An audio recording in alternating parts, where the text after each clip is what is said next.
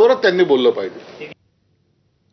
दरम्यान operation tiger यशस्वी होण्याबद्दल ठाकरेंच्या शिवसेनेच्या नेत्यांनी सुद्धा प्रतिक्रिया दिल्यात।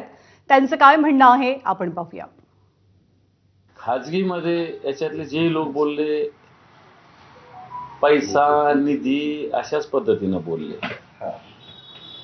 याच्या आधीही जे आमदार फुटले होते ते अशाच पद्धतीने बोलत होते।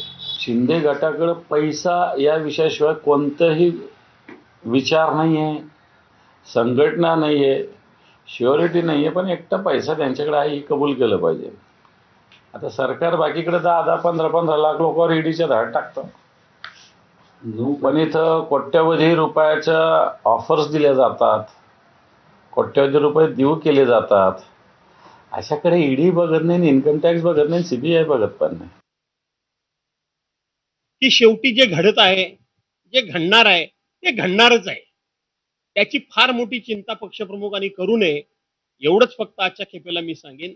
शेवटी ये दिन भी निकल जाएंगे, हे दिवस सुद्धा निघून जातील, पण हे दिवस निघून जाण्याकरता म्हणून आपल्याला कुठे ना कुठेतरी काही कार्यक्रम हातामध्ये घ्यावा लागेल, काही निर्णय करावे लागतील, काही भूमिका त्या ठिकाणी आपल्याला ठरवावी लागेल।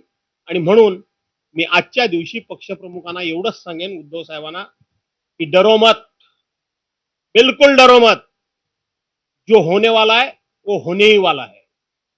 महाराष्ट्रातच नाही तर संपूर्ण देशामध्ये आज विरोधी पक्षातल्या लोकांना आपल्यात घेऊन, वेगवेगळी आमिष दाखवून, वेगवेगळ्या कारवाईच्या धमक्या देऊन आपल्यात घेण्याचं काम सत्ताधारी पक्ष, भाजप व त्यांचे सहकारी पक्ष करत आहेत।